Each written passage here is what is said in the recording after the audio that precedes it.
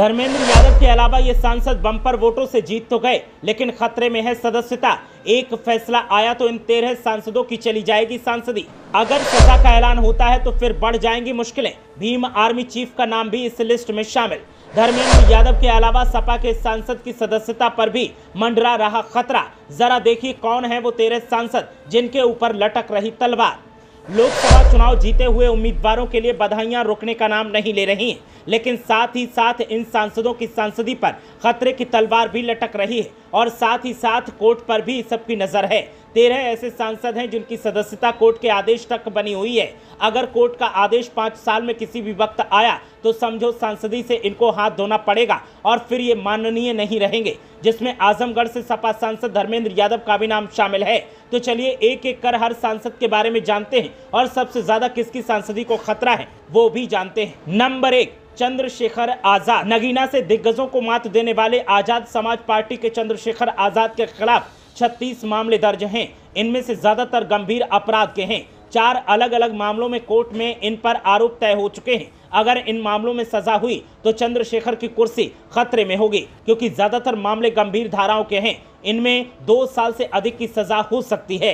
Number 2, Babu Singh Kushwaha. राजनीतिक परिदृश्य से देखें तो हाशिए में जाने के बाद जौनपुर से सपा के टिकट पर जीत हासिल करने वाले बाबू सिंह कुशवाहा NRHM आय से अधिक संपत्ति के मामलों समेत तमाम गंभीर मुकदमों में नामजद हैं। उनके खिलाफ 25 केस दर्ज हैं, जिनमें 8 मामलों में आरोप तय हो चुके हैं। यूपी पुलिस के अलावा CBI और ED के केस भी हैं और अगर इस बीच कोई फैसला विरोध में आता है तो फिर सदस्यता जाने का खतरा है। नंबर 3, रामभुआल निषाद। सुल्तानपुर से मेनका गांधी को हराकर संसद पहुंचने वाले रामभुआल निषाद पर भी 8 मामले दर्ज हैं। गोरखपुर में दर्ज गैंगस्टर और जानलेवा हमले के 2 मामलों में कोर्ट में उनके खिलाफ आरोप तय हो चुके हैं। इन मामलों में सजा होने पर उनकी सांसदी खतरे में पड़ जाएगी। नंबर 4, इमरान मसूद। सहारनपुर से कांग्रेस के टिकट पर जीते इमरान मसूद पर भी 8 मामले दर्ज हैं। इसमें ED का मनी लॉन्ड्रिंग का केस भी है।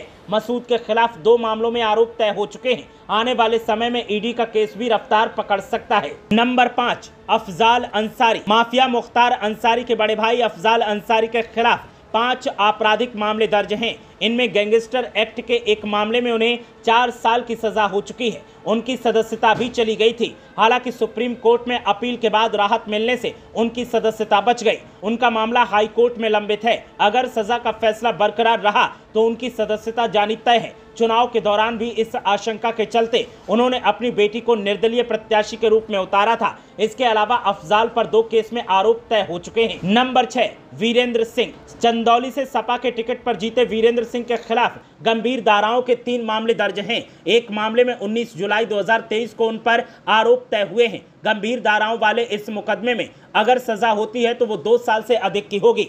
नंबर 7, धर्मेंद्र यादव। आजमगढ़ से जीत हासिल करने वाले सैफई परिवार के धर्मेंद्र यादव के खिलाफ 4 मामले दर्ज हैं। बदायूं में दर्ज एक मामले में धर्मेंद्र के खिलाफ कोर्ट में 21 दिसंबर 2023 को आरोप तय हो चुके हैं और अगर आरोपों के आधार पर कोर्ट फैसला सुनाता है तो फिर उनकी सदस्यता को भी खतरा बढ़ जाएगा। नंबर 8, इनके खिलाफ भी आरोप तय। फतेहपुर सीकरी से बीजेपी के टिकट पर जीते राजकुमार चाहर पर 2 मामले दर्ज हैं। इनमें गंभीर धाराओं के मामले में 16 अगस्त 2023 को आरोप तय हो चुके हैं। मोहनलालगंज से सपा के टिकट पर जीते RK चौधरी के खिलाफ गोसाईगंज में दर्ज गंभीर धाराओं के एक मामले में दिसंबर 2023 को आरोप तय हो चुके हैं। बस्ती से सपा के टिकट पर जीते रामप्रसाद चौधरी के खिलाफ कप्तानगंज में दर्ज एक मुकदमे में 2022 को और एक अन्य मामले में 27 जुलाई 2023 को आरोप तय हो चुके हैं। नंबर 9, बीजेपी RLD के इन सांसदों को भी खतरा। RLD के टिकट पर बागपत से जीते राजकुमार सांगवान के खिलाफ भी एक मामले में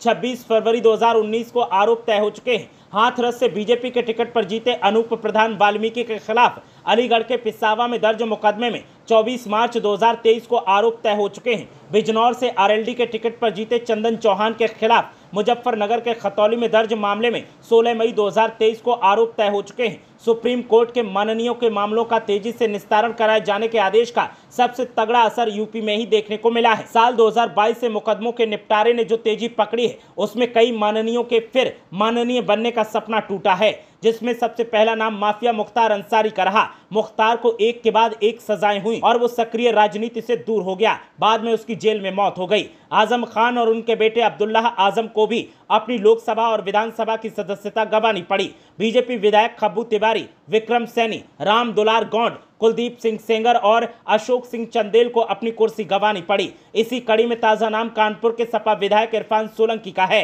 हाल में उन्हें 7 साल की सजा हुई है और उनकी कुर्सी जानी तय है।